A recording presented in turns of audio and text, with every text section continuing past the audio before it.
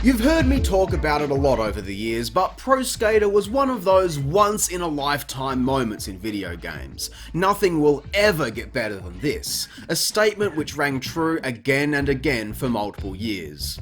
But I'm sick of talking about all of that. I'm tired of looking at all the mediocre copycats, so to hell with it. Let's talk about the second once-in-a-lifetime franchise. It's September, we're talking Skate, it's SKATEMBER, baby. Let's do this.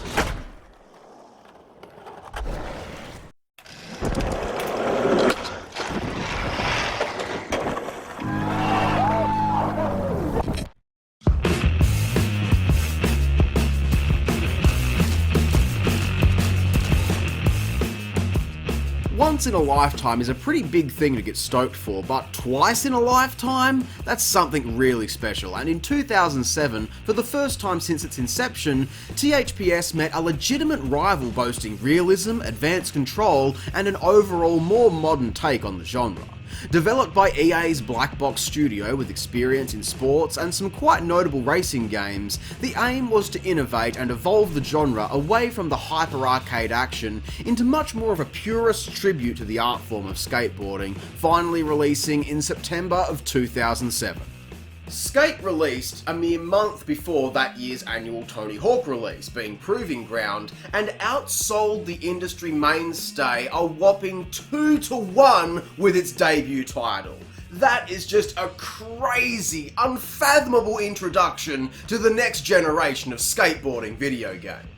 Now, that's not to say that Proving Ground was a bad game. In fact, I'd argue that it's actually one of the sleeper hits of the franchise. The 360 PS3 version anyway. But it's crazy to hold up both of these games side by side and make that mental comparison. And trust me, I'll get into that more as this week continues, but for now, let's drop in on Skate and see how it holds up all these years later. Now, if you've got an old copy to dust off, then it is backwards compatible with all of your modern Xbox systems, which makes it super accessible to try out. But I like to do things classic around here, so we're rocking it OG 360 for this week, even if mine is a bit of a clunker. The game cold opens to seeing a skater representing yourself get wiped out by a bus, which derails into an incredibly fun, campy intro montage of different pro skaters in pedestrian roles driving you to the hospital. Holy hot damn, I'd forgotten these last few years what it was like to be so hyped on a skating game before your wheels even hit the floor, and bonus points for the main character suffered a serious injury and needs rebuilding by the player cliche. I love to see it. Though, if I was lying concussed on the operating table and a nurse handed me a T-Mobile sidekick to ask for my skating stance and whether or not I'm cool, I'd probably just shut my eyes and pass away. I need to get you into surgery right away. But before we can do that, I need some information from you. Use this. So we sculpt our handsome man to look like a Greek god, get slapped back together by the surgeon, and now are out to explore the world of San Vanelona. With historical districts, ghetto skate parks, and plenty of hills to bomb, first things start out slow at the community centre learning the core mechanics of skate.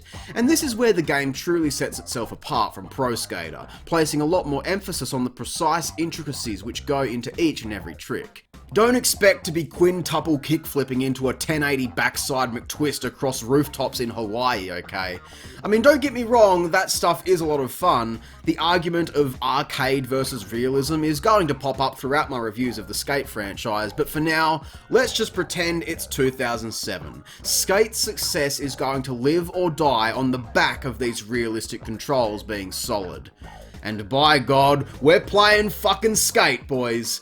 I'm going to assume that most of you know how this works already, so I'll keep this brief for those who don't. The core difference here is that majority of your movement tech comes from the analog sticks rather than the symbol buttons. Everything from the most basic of ollies to pop off the ground and over curbs, to the most advanced gravity-defying flip tricks, rotations and enduring balance, all lie on these two sticks. And it is amazing. I keep bringing up Pro Skater, but we need to discuss Thrasher Skate and Destroy before we go any further.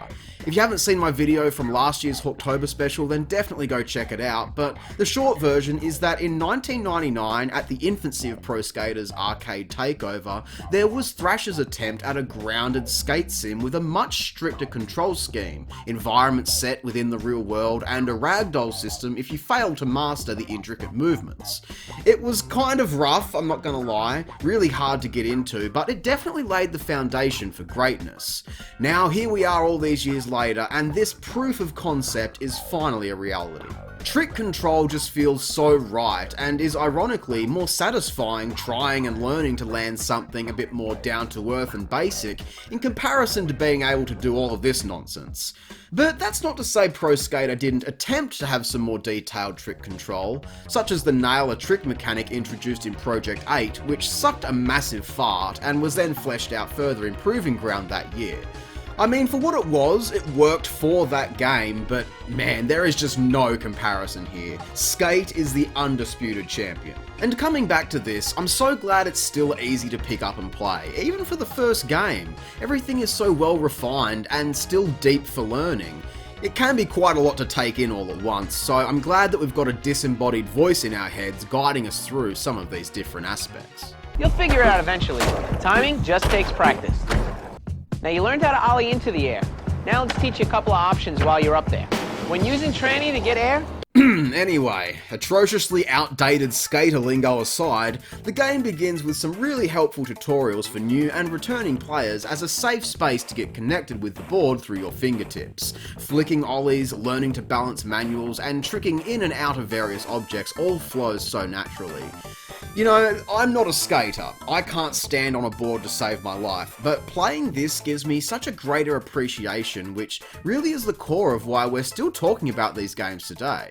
Sure, it's a doorway for all of the normies and posers to get a taste of what it's like, but more importantly I feel, this game finally offers actual skaters some genuine representation that is grounded and not just a parody of itself. I cannot say enough good things about the controls, so now that we've established that quality foundation, let's start grinding our way to the top. We've got two different career paths to work through, the crisp and professional skateboard magazine, and the wild, gnarly horror show of Thrasher. Each provide their own different events, competitions, slalom races, and other goals which can be attempted however we please. Just having the freedom to cruise around at our own leisure with some chill vibes, hearing the sound of polyurethane on pavement, it's like old memories. There is something so nostalgic about it, even when you play for the very first time, and it really helps you to feel like a part of this living, breathing world. It's almost like I'm actually in the game. Oh, damn.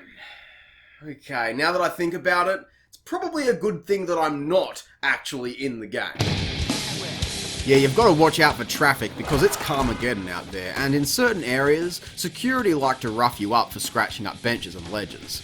Once again, Skate and Destroy was ahead of its time with the chase scenes that occur if you hang around in an area too long. All of this just makes movement through San Van feel more fleshed out. As fun as some of the contests can be and just jamming to get footage, most of my fun comes from just hanging around, exploring back alleys for cool new spots, and skating as much of the terrain as I can. Tony Hawk levels are video game levels. Even if they're inspired by real world locations, you don't need to look far to find quarter pipes or kickers to get you off of the ground. Skate's world is much different, where most of your attention will be towards the flat ground, hopping smaller obstacles, flipping onto benches and carving down the large hills. Even though I've combed this map over in my younger years, the excitement of finding new ways to get creative with your tricks in certain spots feels like an enticing challenge, and hearing music off in the distance, drawing you into more popular skate locations, is environmental storytelling at its finest. Don't know where to skate? Well, just follow some of the locals and see where you end up. That's not to say there's no traditional skating to be had in pools and vert ramps either, but it is less common and a bit trickier to get the hang of at first. There is equal opportunity for a rad cover photo landing a technical work of art on a stair rail as there is forcing your skater into difficult transition at ridiculous speeds and just brute forcing yourself against the environment until you land something cool. I mean, hell, the game encourages this, and what's under the hood to pull all of this off, I can't even begin to imagine. We have ultimate control over our movement. The way our feet flick into tricks, the angle we land grinds determining the difference between a nose and a crook, but the game also does some of the work for you. When you launch off of an obstacle, the game's detection for landing you precise on the other side is really impressive. Most of the time.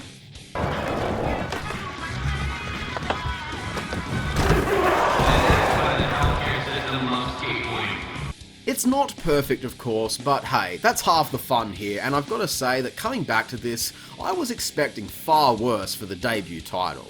And it's the combination of all these different elements which complete the package for nailing truly unforgettable lines. And the best part is being able to go back and edit your replays, which I was really big into at the time. Hell, I still have a lot of really old crappy potato footage of me doing tricks and a lot of throwing myself off of stuff. Man, that's all we needed back in the day, just throw yourself off a building and you were set for the afternoon. And then you could take your best clips and photos and upload them as well. God, I miss those days, man. You were able to get so creative and have just a blast with everything at our disposal. I've been generally positive so far, and it's rightly deserved because, you know, this is definitely still a solid game, but the longer I play, the more I am starting to notice a few of the downsides, and a big one of those is the clock. You'll often be on a mission to film the next best skate session to gain coverage, and each magazine always offers several challenges to complete within an allotted time wherever you choose. These are fine, but can get samey after a while, though the bigger issue is that they're kind of busted. I mean, you can just spam some tricks in a random spot and get lucky, but that's no fun, so I always try my best to actually hunt down some cool areas and go for a good session. I don't know, something about the way all of this is presented encourages that kind of dedication to the art, but often I find that the more realistic option doesn't always grant the highest scores. So what makes these video goals even more frustrating at times is the strict time limit. Really the only instance of the game losing its relaxed vibe for me. None of these are impossible, but I do really wish you didn't automatically fail the moment the clock hits 0. I can be right towards the end of a serious line, but because I was a microsecond too slow for my wheels to touch the ground, I failed the challenge. Maybe it's a skill issue, maybe it's years of playing with the combo timer in Pro Skater games, ruining my brain function for tasks like this, I don't really know. But I do wish that runs wouldn't end until you land your final trick, as this caught me up a few times, as I would just end up desperately flicking trying to complete everything as quickly as possible, at which point you lose all of your accuracy. But sometimes, even when you're not rushing through, the game's controls are so detailed that it can almost feel like a hindrance. Most of the time, it doesn't matter what specific tricks you do as long as you land them, and the few times you are required to perform certain tricks, such as in a game of skate elimination, you're shown on screen how to do it. But then you get to challenges like Rob and Big, where you need to do a hard flip into a crooked grind on this bench, and there is no on-screen guide, so we've got to look it up in the trick book, but even then, seeing it and doing it are two very different things. Honestly, this challenge shit me to tears. I hated it back in the day, and I hate it now. Everything needs to be so precise. Sometimes my hard flips register as shove-its or varial flips. The difference between a nose grind and a crook is a very blurred line, and hitting both of these in succession is a real challenge. Even if you do both of the tricks in the same combo, it does not count. You need to do it exactly as the game says. There is certainly a deep level of mastery below the surface, and thankfully, it's quite rare that anything will feel like such a roadblock as this. Aside from that though, I've honestly got very few complaints.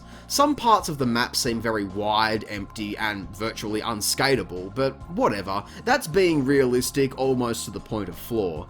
But just diving back into this, revisiting some of my favourite skate spots and exploring to find new ones is just so addictive that I can't stop playing. Covering skateboarding games every year has become like a job for me, so feeling like I don't want to turn the TV off and instead just spending hours messing around enjoying myself really is the greatest testament to the success of Skate's debut outing. I have spent countless hours over the years expressing my creativity, throwing myself off of the highest ledges, and rampaging through the streets that I honestly couldn't be happier. The fresh cast of pros outside of the Tony Hawk circle invites a much more modern way of viewing the sport. I also spent a little bit of time online with this, and yeah, that was a good time shredding it up with other players. There really is no confusion as to why Skate outsold Proving Ground. I really just feel like this game dropped at the perfect time. Pro Skater was starting to run out of steam, and any innovations just seemed too little too late. For a debut game to perform this well is astonishing, especially in this genre. As we've discovered over the years, so many games tried to emulate the established formula and failed to even get close. But man, EA took things in a totally new direction and redefined the industry standard. I'm impressed. However, there is still some room for improvement, so I'm going to give EA's Skate a solid 7 out of 10. It's awesome, man. Just absolutely awesome. Ah, such a good, fun time, man. Great with friends and a few brews. What more could you possibly ask for? Well, what if we took your precise, elegant controls and slapped them onto the Wii? Oh god. Yeah, before we can continue on to the glory, unfortunately, we've got to step in some goose shit. So be sure to join me tomorrow because trust me, things are going to get sketchy. But until then, I hope you all enjoyed the video. If you did, be sure to leave a like, subscribe, and remember to smack that bell so that you don't miss any of the videos dropping this week.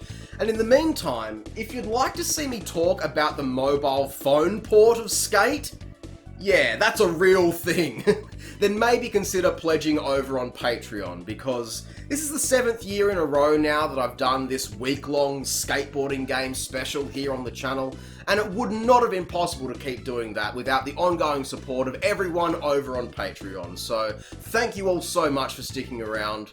I'm Eyed Jak, and I hope you have a great fucking day. I'll see you all tomorrow.